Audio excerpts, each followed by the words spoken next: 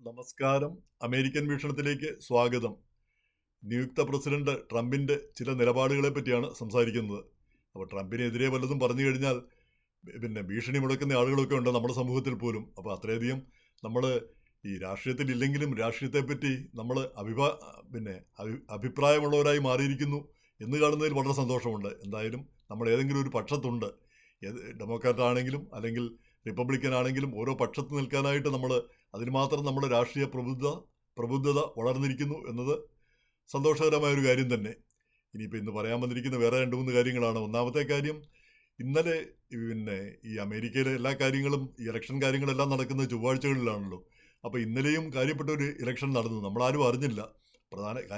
സംഗതി എന്താണെന്ന് വെച്ചാൽ, ഇന്നലെയാണ് ഈ ഇലക്ടർമാരെല്ലാവരും കൂടി ചേർന്നിട്ട് പുതിയ പ്രസിഡന്റിനെ തിരഞ്ഞെടുത്തത്. അതായത് 538 ഇലക്ടർമാരെയാണ് നമ്മൾ നവംബർ 4 തിരഞ്ഞെടുത്തത്. 150 മില്യൺ ജനങ്ങൾ, വോട്ടർമാർ തിരഞ്ഞെടുത്തത് ഈ ഇലക്ടർമാരെയാണ്.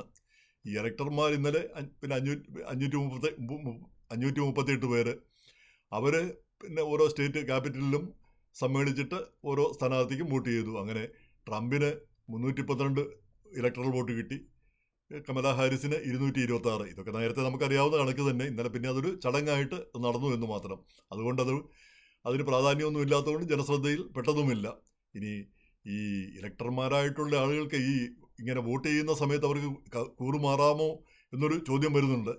അപ്പം പല സംസ്ഥാനങ്ങളിൽ അത് പറ്റില്ല, ചുരുക്കം ചില സംസ്ഥാനങ്ങളിൽ മാറാം. പക്ഷെ അത് എങ്ങനെയൊക്കെ എന്തൊക്കെ മാറ്റങ്ങൾ ഈ ഇലക്ടർമാർക്ക് ചെയ്യാൻ പറ്റുമെന്ന് ഈ ഇലക്ഷന് മുമ്പ് തന്നെ തീരുമാനം എടുക്കണമെന്ന് കഴിഞ്ഞ തവണ ഒരു നിയമം ഉണ്ടാക്കിയിരുന്നു 2021. അതായത് ഈ വോട്ട് ചെയ്ത് പോയതിനു ശേഷം അവർക്ക് ഇഷ്ടം പോലെ പ്രവർത്തിക്കാൻ, ഏത് രീതിയിൽ പ്രവർത്തിക്കാൻ പറ്റുമെന്നുള്ളതിനെപ്പറ്റി കൃത്യമായ ഒരു രൂപരേഖ വേണമെന്ന് നേരത്തെ തന്നെ നിയമം ഉണ്ടാക്കിയിരുന്നു. അപ്പം മിക്കവാറും എല്ലാ സ്റ്റേറ്റിലും ആർക്ക് വേണ്ടിയാണോ ഒരു ഇലക്ടർ ഇലക്ടർ പോകുന്നത്, അയാൾ ആ സ്ഥാനാർത്ഥിക്ക് തന്നെ വോട്ട് ചെയ്യണം. അല്ലാതെ അവിടെ ചെന്നിട്ട് മാറാൻ പാടില്ല. മിക്കവാറും എല്ലാ സ്റ്റേറ്റിലും അങ്ങനെ തന്നെ. അതുപോലെ തന്നെ നമുക്കറിയാം, ഇന്നലെ ഏറ്റവും ലേറ്റസ്റ്റ് സ്റ്റേറ്റ് ഇലക്ടറൽ വോട്ട് തീരുമാനിച്ച് ടെക്സസ് ആണ്, 40 വോട്ട്. അപ്പോൾ അത് 40 വോട്ട് തീരുമാനിക്കുന്നത് എങ്ങനെയാണെന്ന് ചോദിച്ചാൽ, ഒരു സ്റ്റേറ്റിൽ ഏറ്റവും കൂടുതൽ ഇലക്ടറൽ വോട്ടർമാരുള്ളത് ഏത് സ്ഥാനാർത്ഥിക്കാണോ ആ സ്ഥാനാർത്ഥിക്ക് ആ സ്റ്റേറ്റിലെ മുഴുവൻ വോട്ടും അങ്ങ് പോകും. അതായത് വിന്നർ ടേക്സ് ഇറ്റ് ഓൾ എന്ന് പറഞ്ഞുള്ളൊരു സംവിധാനം. അത് മിക്ക സ്റ്റേറ്റിലും അങ്ങനെ തന്നെയാണ് സ്ഥിതി. അല്ലാത്ത ചുരുക്കം ചില സ്റ്റേറ്റേ ഉള്ളൂ. അപ്പോൾ ഇങ്ങനെയുള്ള ചില പ്രശ്നങ്ങളൊക്കെ ഉണ്ട് അമേരിക്കൻ ഇലക്ഷനിൽ. ഇനി ഇതിനേക്കാൾ വലിയത് വരാൻ പോകുന്നു ജനുവരി 6. നമുക്ക് ജനുവരി 6 എന്ന് പറഞ്ഞാൽ നമുക്കെല്ലാം സുപരിചിതമാണ്. കഴിഞ്ഞ ജനുവരി 6-നാണ് എല്ലാ പ്രശ്നങ്ങളും ഉണ്ടായത്. ക്യാപിറ്റോൾ ആക്രമണം നടത്തിയെന്നും അവിടെ പ്രശ്നങ്ങൾ ഉണ്ടാവുകയും ഒക്കെ ചെയ്തത്. അപ്പോൾ ആ ജനുവരി 6-നാണ് വൈസ് പ്രസിഡന്റ് ആണ് ഈ ഓരോ സ്റ്റേറ്റുകളിൽ നിന്നുള്ള ഇലക്ഷൻ്റെ വോട്ട് എണ്ണുകയല്ല, അവിട്ട് സർട്ടിഫൈ ചെയ്യുന്നത്. ഓരോ സ്റ്റേറ്റിൽ നിന്നും വോട്ടിൻ്റെ കണക്കുകളെല്ലാം അയച്ചു കൊടുക്കും. അത് നോക്കിയിട്ട് വൈസ് പ്രസിഡന്റ് ആരാണ് വിജയിച്ചതെന്ന് സർട്ടിഫൈ ചെയ്യും. ഇതാണ് നടക്കുന്നത്. അപ്പോൾ കഴിഞ്ഞ തവണ ആ സമയത്ത് വൈസ് പ്രസിഡന്റ് തീരുമാനിക്കാം, ഇന്നടത്തെ വോട്ട് അസാധുവാണ്, അവിടുന്ന് വോട്ട് ചെയ്ത രീതി ശരിയല്ല, അവിടുത്തെ വോട്ടുകൾ അല്ലെങ്കിൽ അവിടെ കള്ളവോട്ടുകളെല്ലാം നടന്നുകൊണ്ട് ആ വോട്ടൊന്നും സാധുവായതല്ല എന്ന് വേണമെങ്കിൽ പ്രഖ്യാപിക്കാം എന്നൊരു നിലപാടായിരുന്നു കഴിഞ്ഞ തവണ ട്രംപിൻ്റെ ഭാഗത്തുനിന്ന് ഉണ്ടായതെന്ന് തോന്നുന്നു. എന്തായാലും മൈക്ക് പെൻസ് പറഞ്ഞ അങ്ങനെയുള്ള യാതൊരു അധികാരവും തനിക്കില്ല. ഇതൊരു ചടങ്ങ് മാത്രമാണ്.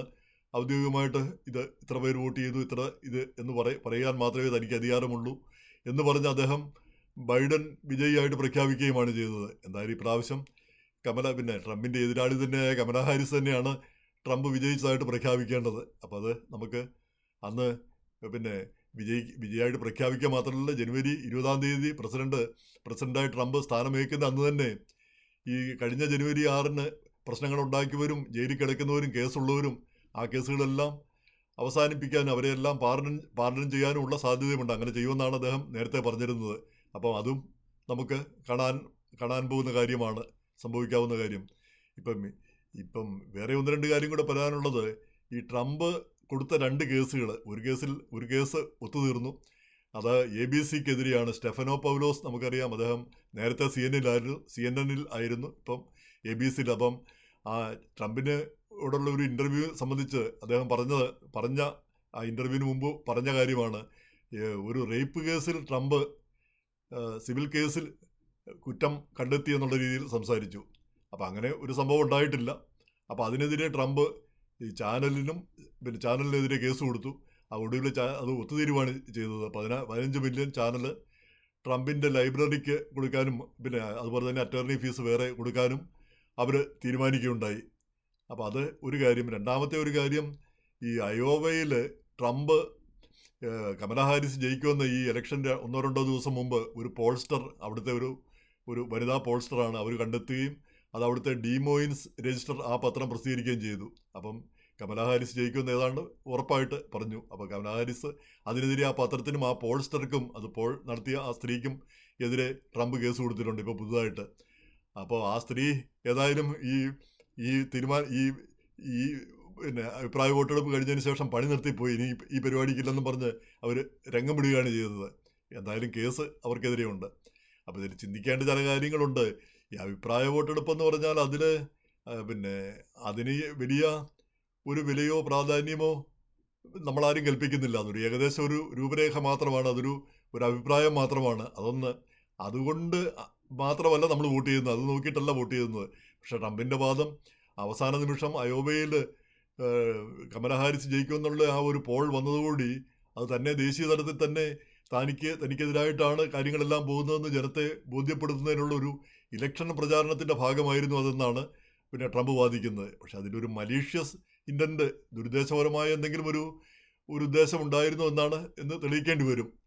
മിക്കവാറും ഇങ്ങനെയുള്ള അഭിപ്രായ വോട്ടെടുപ്പുകളിലൊക്കെ ഒരു ഡിസ്ക്ലെയിമർ പിന്നെ ഉണ്ടാവും. ഇത്ര വോട്ട് അങ്ങോട്ട് പോയാൽ ഇങ്ങനെ, ഇത്ര വോട്ട് ഇങ്ങോട്ട് പോയാൽ ഇങ്ങനെ, തിരിച്ചും മറിച്ചും. അതായത് നമ്മൾ ജ്യോതിഷക്കാർ പറയുന്ന പോലെ ശുക്രൻ അവിടെ വന്നാൽ ഇങ്ങനെ, ചന്ദ്രൻ ഇങ്ങനെ വന്നാൽ ഇങ്ങനെ എന്ന് പറയുന്ന രീതിയിലാണ് ആ അഭിപ്രായ വോട്ടെടുപ്പുകൾ എല്ലാം പോകുന്നത്. അപ്പോൾ അവർക്കെതിരെ കേസ് കൊടുക്കാമോ എന്നുള്ളത് ഒരു ചോദ്യം. രണ്ടാമത്തെ കാര്യം, ഈ പത്രങ്ങൾ, ഈ സ്റ്റെഫനോപൗലോസ് നമുക്കറിയാം, എത്രയോ വർഷങ്ങളായിട്ട് അറിയാവുന്ന കാര്യമാണ്. അദ്ദേഹം ക്ലിൻ്റൻ്റെ പ്രചാരകനായിരുന്ന കാലം വരെ നമുക്കറിയാവുന്നതാണ്. അദ്ദേഹം ട്രംപിനെ പറ്റി അനാവശ്യമായോ ഇല്ലാത്ത ഒരു കാര്യം ഒരുപക്ഷെ അറിയാതെയോ വല്ലതും പറഞ്ഞു പോയതായിരിക്കും. നമ്മൾ ഈ പത്രങ്ങളിൽ എപ്പോഴും പറയുന്ന ഒരു കാര്യമുണ്ട്, പത്രങ്ങളിൽ പിന്നെ ജോലി ചെയ്യുന്നവരെ പഠിപ്പിക്കുന്ന ഒരു കാര്യമുണ്ട്. നിങ്ങൾ ഒരിക്കലും നിങ്ങളുടെ മെമ്മറിയെ, നിങ്ങളുടെ ഓർമ്മശക്തിയെ പൂർണ്ണമായിട്ടും വിശ്വാസത്തിലെടുക്കരുത്. എപ്പോഴും പിന്നെ നമ്മൾ അത് പരിശോധിച്ചുകൊണ്ടിരിക്കണം, പിന്നെ ഡബിൾ ചെക്ക് ചെയ്തുകൊണ്ടിരിക്കണം. അല്ലാതെ നമ്മുടെ മനസ്സിൽ, നമ്മുടെ ഓർമ്മയിൽ ഇതുണ്ട്, അത് ശരിയായിരിക്കും എന്നുള്ള രീതിയിൽ നമ്മൾ പറയരുത്. അത് ഡബിൾ ചെക്ക് ചെയ്തതിന് ശേഷം മാത്രമേ അത് പിന്നെ പ്രസിദ്ധീകരിക്കാവുള്ളൂ, അല്ലെങ്കിൽ അത് പറയാവൂ. അതുമല്ലെങ്കിൽ പിന്നെ നിങ്ങൾക്ക് സംശയം ഉണ്ടെങ്കിൽ cut it out. If you are in doubt cut it out എന്നാണ് അതിൻ്റെ തത്വം തന്നെ പറയുന്നത്. നമുക്ക് സംശയമുള്ളൊരു കാര്യവും പത്രത്തിൽ കൊടുക്കുകയോ അല്ലെങ്കിൽ പിന്നെ വിളിച്ചു പറയുകയോ ചെയ്യാൻ പാടില്ല. ഇപ്പോൾ കേരളത്തിലെ ചാനലുകളിലൊന്നും അങ്ങനെ യാതൊരു പ്രശ്നവുമില്ല. വായി തോന്നുന്ന എന്തും പറയാവുന്ന ഒരു മാധ്യമ പ്രവർത്തനമാണ് കേരളത്തിലെ ചാനലുകളിൽ മുഴുവൻ നടക്കുന്നത്. അതുപോലെ തന്നെ സോഷ്യൽ മീഡിയയിലും നടക്കുന്ന ആർക്കും എന്തും പറയാം, ഒരു പ്രശ്നവുമില്ല, ഒന്നും പേടിക്കേണ്ട. പക്ഷേ ഇവിടെ അതല്ല സ്ഥിതി. പക്ഷേ ഇതിനൊക്കെ എതിരെ ഇങ്ങനെ ഒരു സ്ലിപ്പ് ഓഫ് ദ ടങ്ക്, നമുക്കറിയാം ഇന്ത്യയിൽ തന്നെ അങ്ങനെ ഒരു സംഭവം ഉണ്ടായി. ഏതോ ഒരു കേസിൽ ഒരു ജഡ്ജിയുടെ പടം മാറിപ്പോയി. അപ്പം അതിനെതിരെ പിന്നെ അന്ന് ഹൈക്കോടതി വിധിച്ചത് 100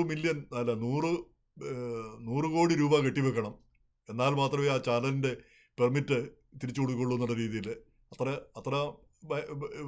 അത്ര വലിയ രീതിയിൽ ഒരു തീരുമാനമെടുത്തത് ഓർക്കുന്നു. അപ്പോൾ 100 കോടി ഒരു സ്ഥാപനത്തിന് കെട്ടിവെക്കുക എന്ന് പറഞ്ഞാൽ എളുപ്പമുള്ള കാര്യമല്ല. ഇപ്പം മനോരമയ്ക്കോ ടൈംസ് ഓഫ് ഇന്ത്യക്കോ അതുപോലുള്ള ചുരുക്കം ചില സ്ഥാപനങ്ങൾ വിചാരിച്ചാൽ ഒരുപക്ഷെ പറ്റുമായിരിക്കും. മറ്റ് സ്ഥാപനങ്ങൾക്കൊന്നും അത് സാധിക്കുന്ന കാര്യമല്ല. അപ്പോൾ അത്രയ്ക്ക് വരെ ഒരു അബദ്ധം പറ്റിയതാണ്. ഇപ്പോൾ ഈയിടയ്ക്ക് വേറെ ഒരു മണികണ്ഠൻ എന്ന് പറഞ്ഞ നമ്മുടെ ഒരു നടനെ പറ്റി, അത് വേറൊരു മണികണ്ഠനെ പിന്നെ ഏതോ കേസിൽ പെട്ടപ്പോൾ പിന്നെ ഈ മണികണ്ഠൻ്റെ ചിത്രമാണ് കൊടുത്തത്. അപ്പോൾ അറിയാതെയും മനഃപൂർവ്വമല്ലാതെ ഇങ്ങനെയുള്ള തെറ്റുകൾ പത്രങ്ങളിലെല്ലാം സംഭവിക്കുന്ന കാര്യമാണ്. കാരണം അത് നിവൃത്തിയില്ലാത്ത കാര്യമാണ്, പലരും കൈകാര്യം ചെയ്യുന്നതാണ്. നമുക്ക് എത്രമാത്രം ഡബിൾ ചെക്ക് ചെയ്താലും എത്രമാത്രം ചെയ്താലും ഈ പിന്നെ തെറ്റുകൾ വരാനുള്ള സാധ്യതയുണ്ട്. മരിക്കാത്ത ആൾ മരിച്ചു എന്ന് റിപ്പോർട്ടുകൾ വരുന്നു, അല്ലെങ്കിൽ ആ രീതിയിൽ വരുന്നു. അപ്പോൾ അതിനെതിരെയൊക്കെ കേസുകൾ വരിക എന്ന് പറഞ്ഞാൽ അത് അപ്പോൾ പിന്നെ മാധ്യമപ്രവർത്തകർ പേടിക്കും, എന്ത് കൊടുക്കണം, എങ്ങനെ കൊടുക്കണം. അങ്ങനെ എല്ലാം ചെക്ക് ചെയ്തിട്ട് കൊടുക്കുകയാണെങ്കിൽ പിന്നെ മാധ്യമപ്രവർത്തനം ഇല്ല. ഒന്നും നമ്മൾ എന്താ പറയുക, പ്രസിഡീസ് പോലെ, അല്ലെങ്കിൽ പിന്നെ ഡേറ്റ, ജസ്റ്റ് ആ ഡേറ്റ ഇന്നലെ ഇന്നതൊക്കെ സംഭവിച്ചു പിന്നെ എന്നുള്ള രീതിയിലേക്ക് കാര്യങ്ങൾ മാറും. അപ്പോൾ അതുകൊണ്ട് ഇങ്ങനെയുള്ള തെറ്റുകുറ്റങ്ങൾ, മലീഷ്യസ് അല്ലാത്ത കാര്യങ്ങൾ, ദുരുദ്ദേശപരമല്ലാത്ത കാര്യങ്ങൾ, അവയെ ആ രീതിയിൽ തന്നെ കാണുക. അവരോട് അപ്പോളജി തീർച്ചയായിട്ടും ചോദിക്കാം. തെറ്റാണെങ്കിൽ, തെറ്റുപറ്റിയെങ്കിൽ സാമാന്യ നിലയിൽ എല്ലാ പത്രങ്ങളും തെറ്റുപറ്റിയാൽ എല്ലാ പത്രങ്ങളും അത് പിന്നെ പിന്നെ അപ്പോളജി എഴുതും, മാപ്പ് ചോദിക്കും. കാരണം അറിയാതെ പറ്റിപ്പോയതാണ്, ക്ഷമിക്കണം. ഉറപ്പായിട്ടും അത് ചെയ്യാത്ത അത് ചെയ്യാത്ത ആളുകൾ, അത് ചെയ്യാത്ത പത്രങ്ങളല്ല. അപ്പോൾ അതല്ലാതെ അതിനപ്പുറത്തൊരു കേസും പുക്കാറും ഉണ്ടാകുന്നത് ആശാസ്യമാണോ എന്നതും ചിന്തിക്കേണ്ട ഒരു വസ്തുതയാണ്. ഇനി പൊതുവായ ഒരു കാര്യം കൂടി പറഞ്ഞുകൊണ്ട് നിർത്തട്ടെ. പൊതുവായ ഒരു കാര്യം ഇതാണ്. കഴിഞ്ഞ ദിവസം യുണൈറ്റഡ് ഹെൽത്ത് കെയറിൻ്റെ സിഇഒയെ വെടിവെച്ച് കൊന്നു ബ്രയൻ തോമസൺ, ന്യൂയോർക്ക് സിറ്റിയിൽ വെച്ച്. അപ്പോൾ ഇന്നൊരു അഭിപ്രായ വോട്ടെടുപ്പ് കണ്ടത് അമേരിക്കയിലെ 41% ആളുകളും ആ ചെയ്തത് ശരിയാണെന്ന് അംഗീകരിക്കുന്നു. ഈ ആ ലൂയിജി മഞ്ചോണി എന്ന് പറഞ്ഞ ആ യുവാവ്, അയാളെ പോയി കൊന്നത് ഒരു തെറ്റുമില്ലാന്ന് 41% ആളുകൾ.